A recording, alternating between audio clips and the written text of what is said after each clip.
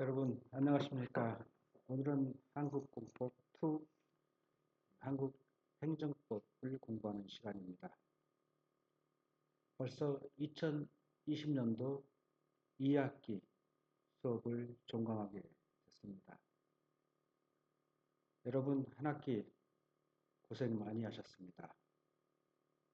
2020년도는 코로나19라는 인류 역사상 전대미문의 바이러스가 우리 인간을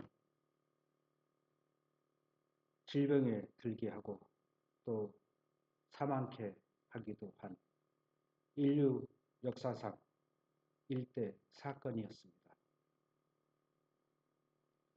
그럼에도 불구하고 우리 인류는 인간들을 구제하기 위한 백신이나 치료제 개발에 열과 성을 다함으로써 이제 머지않아 치료제와 백신이 우리를 코로나로부터 구해줄 것으로 확신합니다. 이 코로나로 인해서 우리는 학업에도 많은 지장을 받았고 뿐만 아니라 이동의 제한도 경험할 수밖에 없었습니다. 그리고 장사를 하는 자영업자들, 또 기업인들, 또 정부들, 세계 각 시민들은 세계적 인류를 구원하기 위한 연대의식을 보여주기도 했습니다. 저는 우리가 공부하는 이유는 인류에게 봉사하기 위함이라고 생각을 합니다. 그 중에서도 인간의 존엄과 가치, 행복 조건을 최대의 목적으로 하는 법의 공부는 우리에게 다시 한번 코로나가 어떤 의미를 가지고 있는지를 생각해 볼 수 있는 기회가 되었다라고 생각을 합니다. 법의 궁극적 목적은 인간의 존엄과 가치, 행복 추구를 보장하는 데 있다라고 생각을 합니다. 오늘 마지막 시간 서두에 저는 여러분께 우리가 법을 공부하는 그 이유를 다시 한번 되새기자는 취지에서 말씀을 드렸습니다. 오늘 한국공법2 행정법의 마지막 시간을 아쉽게 생각을 하면서 간략하게 한국의 행정법 2, 행정법 중에서 행정구제법을 공부를 해보도록 하겠습니다. 행정구제라는 것은 행정작용으로 자신의 권리나 이익이 침해될 우려가 있거나 또는 침해되었다고 주장하는 자가 행정기관이나 법원에 대하여 해당 행정자격의 취소, 변경 또는 운상회복, 손해전보를 청구하거나 기타 피해 구제 또는 예방을 청구하고 이에 대하여 행정기관 또는 법원이 심리하여 권리이익의 보호에 관하여 판정을 내리는 일련의 절차를 의미한다고 하겠습니다. 현대행정이라는 것은 19세기의 소극적 경찰국가와는 달리 적극적인 복지국가의 이념을 달성하기 위해서 폭넓고 다양하게 개인과 기업 활동에 개입하고 있습니다. 때문에 각종 영업행위에 대한 인허가 등을 통한 규제나 도로나 전기, 가스 등 공기업의 경영이나 또 각종 토지 이용 규제, 항만, 신도시 등 개발 사업에 필요한 토지 수용, 또 공예 기업 규제 같은 이런 것을 통해서 역설적으로 행정작용은 위법 부당하게 집행되는 경우가 있습니다. 이로 인해서 국민의 권익 침해 가능성은 그만큼 높아졌다고 할 수가 있겠습니다. 따라서 오늘날 국민의 기본권 보장을 최대 이념으로 천명하고 있는 대한민국의 헌법 체계 하에서 또한 법률에 의한 행정을 수행하여 실질적 법치국가의 이념을 달성하고자 하는 대한민국의 행정법의 지도 이념에 비추어서 잘못된 행정작용으로 인한 권익 침해에 대하여 적절한 구제제도를 완비하는 일의 중요성은 아무리 강조해도 지나침이 없다고 하겠습니다. 따라서 행정법학에 있어서 행정구제제도를 굉장히 큰 비중으로 다루고 있는 이유도 바로 여기에 있다고 하겠습니다. 그 중에서도 우리가 위법 부당한 행정작용으로 국민의 권익이 침해된 경우에 재산상의 손해를 보전해 주거나 당해 행정작용을 취소, 변경해주는 구제제도가 있습니다. 보통 행정구제제도라 하는 것은 구체적으로 행정상 손해배상, 즉 국가배상이나 손실보상을 내용으로 하는 행정상 손해전보제도와 행정심판 및 행정소송을 내용으로 하는 행정상 이른바 행정쟁송제도가 있습니다. 이제 행정쟁송을 살펴보면은 제가 방금 행정쟁송에는 행정심판과 행정소송이 있다라고 말씀드렸습니다. 우선 행정심판이란 행정상 법률관계의 형성이나 법률사실의 전부, 정부에 대한 분쟁을 행정기관이 심리 판단하는 쟁송 절차를 말하고, 행정소송이란 행정상 법률관계에 관한 분쟁을 법원이 심리 판단하는 정식의 행정쟁송 절차를 말한다고 하겠습니다. 즉 이러한 행정쟁송제도는 근대 법치국가의 성립 이래 모든 국가작용의 적법, 타당한 행사를 담보하기 위해서 여러 사전적, 사후적 절차 중에서 가장 전통적이며 최종적인 수단으로 작용하고 동시에 위법 부당한 행정작용, 그 자체의 효력을 직접 다투는 제도로서 가장 직접적이며 강력한 권리구제 수단인 점에서 그 의미를 찾을 수가 있겠습니다. 먼저 이제 행정심판의 종류를 보면은 행정심판은 취소심판, 무효동 확인심판, 의무이행심판 이 세 가지 종류를 인정하고 있고 이들은 모두 항소심판에 해당된다고 할 수가 있겠습니다. 이러한 행정심판은 이른바 이제 행정의 자기통제 기능, 또 신속하고 경제적인 권익구제 기능, 또 행정청의 전문 지식의 활용, 또 행정심판 제도가 적절하게 운영이 되면은 많은 분쟁이 이 행정심판을 통해서 해결될 수 있으므로 법원의 부담이 이제 경감된다라는 이런 의미가 를 찾을 수가 있겠습니다.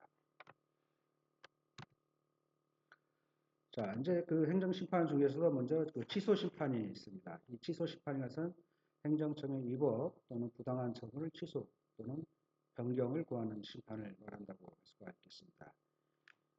이 취소소송, 뒤에서 배울 우리가 행정소송에서 말하는 취소소송의 성질과 마찬가지로 이것이 이제 이른바 형성적 쟁송인지 또는 확인적 쟁송인지에 관해서 논란이 있습니다. 즉 형성적 쟁송설은 취소 심판을 원래의 처분의 효력을 취소 변경하여 법률관계를 소멸 변경시키는 형성적 성질의 것으로 보지만 확인적 쟁송설은 원래의 처분의 위법 부당성을 단순히 확인하는 것에 불과하다라는 설이 있습니다. 다음으로 이제 무효동 확인 심판입니다. 무효동 확인 심판은 행정청의 처분의 효력의 유무나 존재 여부에 대해서 확인을 구하는 심판을 말한다라고 할 수가 있겠습니다. 즉 무효나 부존재는 행정청이나 법원의 확인을 거칠 필요 없이 처음부터 당연히 아무런 효력을 발생하지 않는 것이므로 누구든지 이를 무시하고 행동할 수 있습니다. 그러나 이제 현실적으로 보면은 유효하거나 존재하는 것으로 오인되어서 행정청이 집행해 버릴 우려가 있습니다. 때문에 상대방으로서는 굉장히 이제 불안정한 상태에 있게 되게 됩니다. 따라서 이제 이를 해소하기 위해서 유권적으로 무효, 부존재, 이걸 확인 선언하는 제도가 이제 무효등 확인 심판이다 이렇게 보면 되겠습니다. 즉 행정청의 처분의 효력이 이제 무효이거나 또는 존재하지 않는다는 것을 확인, 선언하는 제도다. 이렇게 이제 이해를 하시면 되겠습니다. 다음으로 이제 의무이행 심판이 있습니다.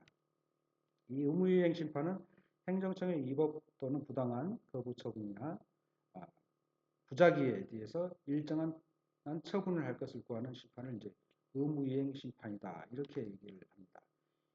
종래에는 이제 인허가 신청에 대해서 장기간의 방치나 생활보호 거부 등 법률상 일정한 처분 의무가 존재함에도 불구하고 행정청의 부작위로 인해서 권익 침해에 대해서는 아무런 구제 수단이 없었습니다. 그러나 이제 1984년에 행정소송법상에서 부작위 위법 확인 소송과 함께 인정된 획기적인 제도가 바로 이 의무이행 심판 제도라고 할 수가 있겠습니다. 앞으로 이제 행정소송에 있어서 의무이행 소송의 도입 여부에 결정적인 역할을 하게 될 것으로 이제 보이고 있습니다. 다음으로 이제 행정소송의 이제 종류에 대해서 보도록 하겠습니다. 행정소송법은 행정소송을 내용에 따라 항고소송, 당사자 소송, 민중소송, 기관소송으로 이제 구분하고 있습니다. 또 성질에 따라서도 형성소송이나 이행소송 및 확인소송으로 이제 분류하기도 하지만은 우리가 여기서는 이제 그 내용에 따라서 항고소송, 당사자소송, 민중소송, 기관소송만 이제 살펴보도록 하겠습니다.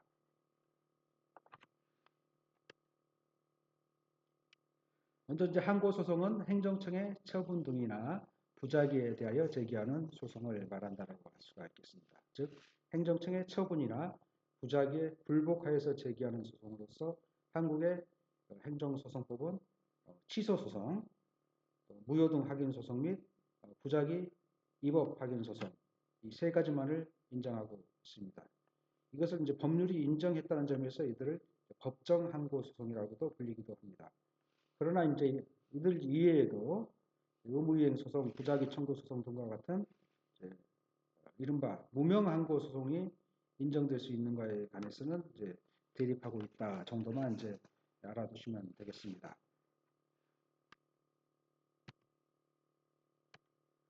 다음으로는 이제 당사자 소송이 있습니다. 이 당사자 소송은 행정청의 처분 등을 원인으로 하는 법률 관계에 관한 소송, 그 밖에 공법상의 법률 관계에 관한 소송으로서 그 법률 관계의 한쪽 당사자를 피고로 하는 소송을 말합니다. 따라서 이제 처분 등의 위법, 무효 등을 원인으로 하는 손해배상, 손실보상, 부당이득 반환, 또 공무원의 보수 연금 지급, 결과 제거 등의 청구 소송이 이제 이에 해당된다고 하겠습니다. 그러나 우리 그 한국의 판례는 이들을 모두 민사소송으로 다루고 있는 것을 이제 여러분들 이제 기억하시기 바랍니다. 다음으로는 이제 민중소송이 있습니다. 민중소송은 국가 또는 공공단체의 기관이 법률에 위반되는 행위를 한 때 직접 자기의 법률상 이익과 관계없이 그 시정을 구하기 위하여 제기하는 소송을 말합니다. 이 민중소송은 자신의 구체적인 권리나 이익의 침해와는 무관하게 단지 행정법규의 적절한 적용을 확보하기 위한 소송이라는 점에서 이른바 객관적 소송에 해당하고 법률에 명시적 규정이 있는 경우에 허용된다고 하겠습니다. 즉 선고소송이나 국민투표 무효소송이 바로 민중소송에 해당되는 소송의 유형들이라고 예를 들 수가 있겠습니다. 다음은 이제 기관소송이라는 것이 있습니다. 기관소송이란 국가 또는 공공단체의 기관 상호간에 있어서의 권한의 존부 또는 그 행사에 관한 다툼이 있을 때 이에 대해 제기하는 소송을 말하고 다만 헌법재판소법의 규정에 의해서 헌법재판소의 관장사항으로 되는 소송은 이 기관소송에서 제외하도록 하고 있습니다. 현행 한국 법상 기관소송 역시 민중소송과 같이 행정법규의 적정성을 확보하기 위해서 인정되고 있고 법률에 명시적 규정이 있는 경우에만 허용되고 있습니다. 다음으로 이제 행정상 손해배상과 손실 보상에 대해서 공부하도록 하겠습니다. 먼저 이제 국가배상과 관련해서 우리 그 대한민국 헌법은 제29조에서 공무원의 직무상 불법 행위로 손해를 받은 국민은 법률이 정하는 의해서 국가 또는 공공단체에 정당한 배상을 청구할 수 있다. 이 경우 공무원은 자신의 책임은 면제되지 아니한다. 이렇게 규정하고 있습니다. 또 군인, 군무원, 경찰 공무원, 기타 법률이 정하는 자가 전투, 훈련 등 직무 집행과 관련하여 받은 손해에 대하여는 법률이 정하는 보상 이외에 국가 또는 공공단체 공무원의 직무상 불법 행위로 인한 배상은 청구할 수 없다. 이렇게 현행 한국헌법은 규정을 하고 있습니다. 즉, 이 헌법, 한국헌법 제29조는 국가배상에 관한 헌법적 보장이다. 이렇게 생각을 하시면 되겠습니다.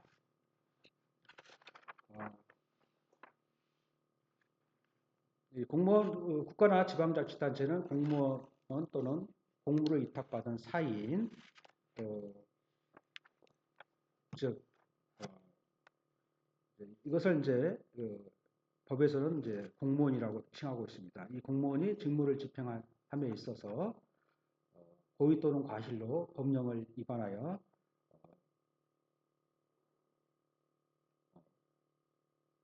타인에게, 다른 사람에게 손해를 입히거나 또 자동차 손해배상보장법에 따라서 손해배상에 책임이 있을 때에는 이 국가배상법에 따라 그 손해를 배상해야 한다. 이렇게 이제 규정을 하고 있습니다. 지금 국가배상에 대해서 이제 공부를 하고 있습니다. 또 이제 국가배상법 제5조에서는 도로, 하천, 그 밖에 공공의 영조물의 설치나 관리에 하자가 있기 때문에 타인에게 손해를 발생하게 하였을 때에는 국가나 지방자치단체는 그 손해를 배상해야 한다. 이렇게 또 규정을 하고 있습니다. 또 이제 손실보상에 대해서도 이제 규정을 하고 있습니다. 즉, 먼저 이제 손해배상은, 아까 국가배상은 위법한 국가작용으로 인한 손해에 대한 구제라는 한다면은 이 손실보상은 적법한 공권력 행사로 인한 손실에 대한 구제다. 이렇게 이제 보면 되겠습니다. 우리는 이제 앞에서 손실보상과 이제 손해배상, 앞에서 이제 손해배상을 공부를 했고, 지금 이제 손실보상을 이제 보고 있는데, 이 손해배상과 손실보상의 이제 개념상 차이를 이제 얘기하고 있는 것입니다.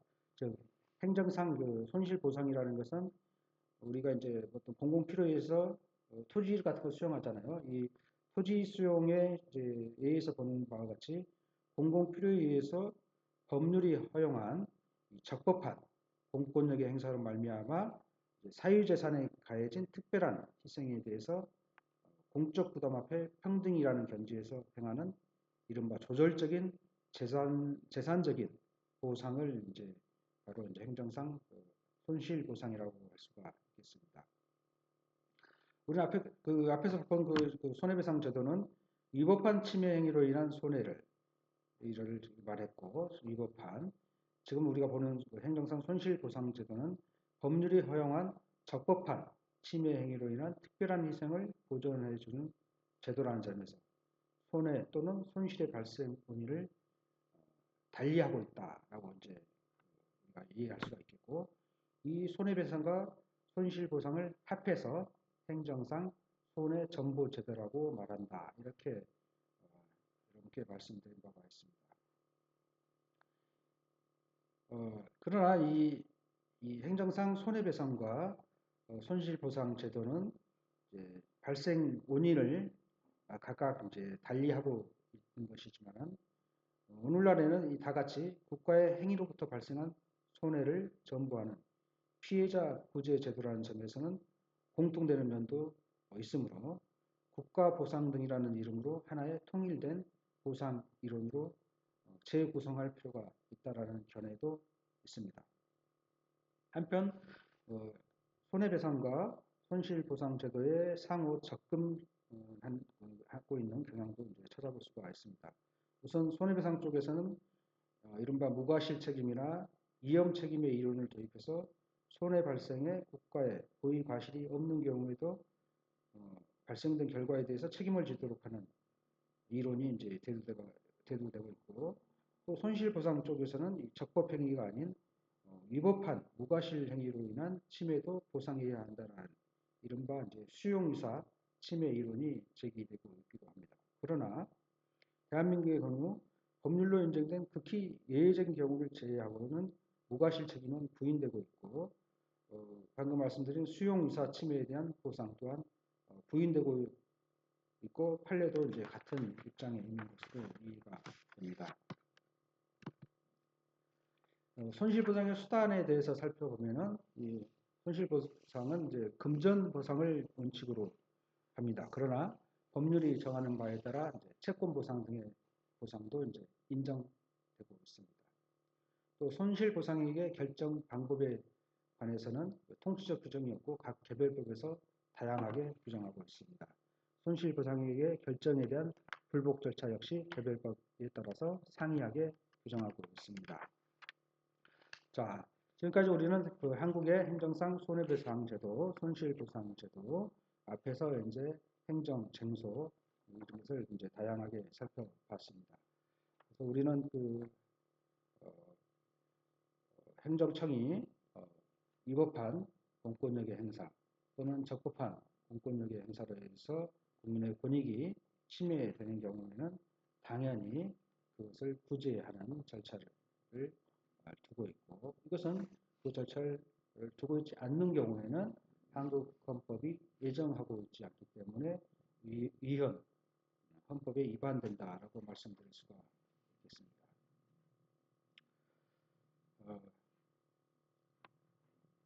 아까 이제 우리가 그 잠시 제가 이제 영조물의 하자에 대해서도 한번 말씀드린 바가 있습니다. 즉 영조물이란 그 도로나 이제 하천 이런 것을 이제 영조물이라고 해요. 영조물. 도로나 하천의 설치나 관리에 이제 하자, 흠결 이런 그 하자가 있기 때문에 타인에게 다른 사람에게 손해를 발생하게 했을 때는 국가나 지방자치단체는 이제 그 손해를 배상해야 된다 이렇게 이제 얘기를 하고 있습니다. 앞에서 그 우리는 이제 그 공무원의 그 있죠. 공무원의 불법행위로 인해서 타인에게 손해를 입히거나 입힌 경우에는 그 손해를 이제 국가나 지방자치단체로 하여금 보상하였고, 또 국가가 이제 관리하고 있는 도로나 국가나 지방자치단체가 관리하는 도로나 하천의 설치나 관리에 하자로 인해서 또 타인에게 손해가 발생했을 때는 역시 국가나 지방자치단체가 이제 그 손해를 배상하도록 이렇게 하고 있습니다. 이런 그 국가배상법 제5조의 배상 책임이 성립하기 위해서는 먼저 도로나 하천 등 이제 공공의 영조물이어야 되고, 또 설치 또는 관리에 하자가 존재해야 되고, 또 그것으로 인해서 타인에게 손해가 발생해야 된다라는 배상 책임의 요건을 이제 규정하고 있다 이렇게 보시면 되겠습니다. 그러나 이제 이 하자는 누가 입증해야 되느냐 이거죠. 누가 이 하자의 이른바 이제 입증 책임과 관련해서 이제 논란이 되기도 합니다. 원칙적으로 이 하자는 하자가 있음을 주장하는 피해자에게 하자의 입증 책임이 있다고 하겠습니다. 그러나 앞에서 우리가 본 국가배상법 제2조의 공무원의 직무상 불법행위 책임에 있어서의 고의과실의 입증 책임의 경우에서 마찬가지로 여기서도 영조물의 설치 관리상의 하자에서도 이제 이름 추정의 법률에 따라서 도로나 하천 등 영조물에 의한 손해가 발생하면은 이름 그 설치 관리에 하자가 있음이 추정된다고 보아서 피고인 국가나 지방자치단체가 하자가 없음을 입증해야 한다는 것이 통설적 한국의 견해다 이렇게 보시면 되겠습니다. 자, 여기까지 해서 이제 그 한국의 행정구제법을 이제 마치도록 하겠습니다. 오늘은 이제 2020년도 한국행정법 2를 마무리했습니다. 여러분들을 직접 보면서 서로 그 눈빛도 교환하면서 공부를 했으면 더 좋았을 텐데 여러 가지 코로나 등 여러 가지 그 재반 사정으로 인해서 그러지 못한 것을 여러분들 깊이 이해를 해 주시고, 또 이런 과정을 통해서 우리가 위기가 있었을 때 어떻게 극복하고 또 진보해 가야 될 것인가 하는 것도 우리가 수업 시간에 경험을 통해서 훈련했다라는 생각을 가졌으면 좋겠다는 제 나름대로 생각을 해봤습니다. 여러분과 저는 굉장한 인연을 가졌습니다. 즉 스승과 제자의 관계, 또 같은 법을 공부하는 이런 동지적 관계, 이런 관계 속에서 여러분과 저는 굉장한 인연으로 맺어져 있다, 이렇게 생각을 합니다. 여러분들 한국행정법2는 오늘로서 마무리하지만 여러분들 이메일이나 또 다른 페이스북, SNS를 통해서 여러분들의 소식, 또 제 소식을 종종 전하면서 여러분들과 연이 계속되기를 기대하겠습니다. 그리고 여러분의 앞날에 무궁한 영광이 있기를 바랍니다. 그동안 수고 많이 하셨습니다. 감사합니다.